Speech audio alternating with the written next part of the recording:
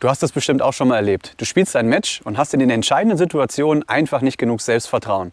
Du gehst nicht so durch, wie du es eigentlich im Training gewohnt bist, und darum soll es heute gehen. Was kannst du machen, wenn du einfach im Match zu wenig Selbstüberzeugung hast? Was kannst du machen, damit du dein nächstes Match mit mehr Selbstvertrauen gewinnst? Viel Spaß mit meinem neuen Video.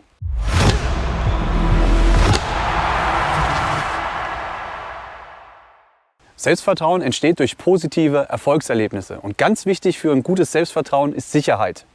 So, was gibt dir Sicherheit, wenn du in dein Match gehst, bevor du in dein Match gehst? Ganz klar das Training. Daher lautet mein erster Tipp: sei vorbereitet für dein Match.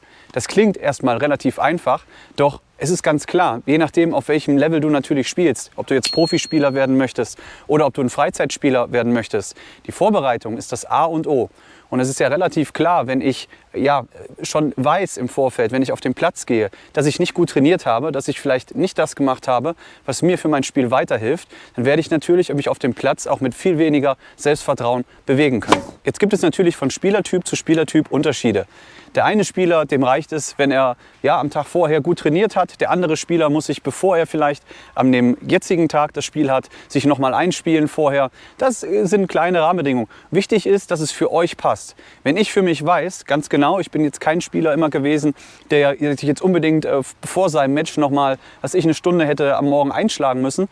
Aber wenn ich wusste, dass ich jetzt einen Tag vorher nicht mal gespielt habe, weiß ich ganz genau, dass es nicht gut für mein Spiel, und bin dann natürlich auch mit einer ganz anderen Einstellung in das Spiel gegangen, als wenn ich genau wusste, ich habe das absolviert, was eben für mein Spiel das Beste ist. Daher empfehle ich euch, versucht euch auf jeden Fall zu überlegen, was ist für euch wichtig, damit ihr ein gutes Gefühl habt, damit ihr ein gutes Trainingsgefühl habt. Trainiert vorher ordentlich das, was ihr am Pensum auch immer machen wollt, und dann werdet ihr auch natürlich ein positiveres Gefühl für euer Match haben.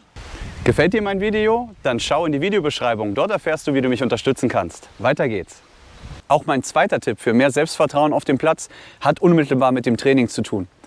Es ist wichtig, dass ihr eine Waffe, eine Stärke habt. Ja? Versucht im Training eine Stärke zu entwickeln. In meinem Fall ist es der Return immer gewesen. Return ist ein Ball, auf den kann ich mich eigentlich immer verlassen. Und das gibt mir natürlich Sicherheit und dementsprechend auch Selbstvertrauen. Wenn ihr natürlich ein guter Rückhandspieler seid, dann versucht eine Rückhand-Longline zu entwickeln, ja, die ihr aus jeder Position gewinnbringend einsetzen könnt. Solche Schläge helfen euch natürlich, aus schwierigen Situationen wieder herauszukommen.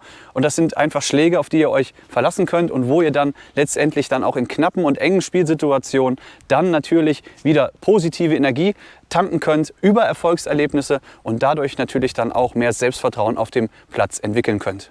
Mein dritter Tipp hat mit Erfahrungswerten zu tun. Das heißt, es kann durchaus positiv für euer Selbstvertrauen sein, dass wenn ihr in einer gleichen schwierigen Situation seid, in einem Match, in dem ihr schon mal gewesen seid, dass ihr euch dann an das erinnert, was euch letztendlich später zum Erfolg gebracht hat. Das heißt, ich würde euch empfehlen, nach eurem Spiel bei gewissen Game-Changern, also bei Spielsituationen, wo wirklich die ein oder andere Sache ausschlaggebend war, sich das einfach mal zu notieren und zu überlegen, was habt ihr euch gespielt, wie habt ihr euch gespielt, wie habt ihr taktisch gespielt, wie habt ihr euch vielleicht verhalten, sowohl von der Psyche her als vom Auftreten, was hat euch letztendlich auf die Gewinnerstraße gebracht. Und diese positiven Erinnerungen, diese positiven Einprägungen, die ihr damals gehabt habt, die können euch natürlich im nächsten Spiel in einer ähnlich schwierigen Phase wieder helfen. Das heißt, versucht ruhig zu reflektieren, was ihr im Match positiv gemacht habt, was euch vielleicht mal auf die Gewinnerstraße gebracht hat, und versucht das in eurem nächsten Spiel auch wieder anzuwenden. Und seid positiv und habt natürlich dann das im Kopf, dass es beim letzten Mal geklappt hat, also kann es jetzt natürlich auch klappen. Immer an sich glauben ist natürlich eine Grundvoraussetzung dafür, dass ihr mit Selbstvertrauen auf den Platz lauft. Was sind eure Tipps, um mit mehr Selbstvertrauen auf den Platz zu gehen? Seid ihr auch eher derjenige, der sich stark vorbereitet, oder jemand, der das gar nicht so braucht? Lasst mich doch wissen in den Comments. Und in meinem nächsten Video geht es um ein sehr interessantes Thema, nämlich was könnt ihr tun bei strittigen Entscheidungen? Ja, der Gegner möchte euch bescheißen und was könnt ihr dagegen machen? In dem Sinne sehen wir uns beim nächsten Mal. Schaut in meine weiteren Videos. Bis dahin, euer Martin.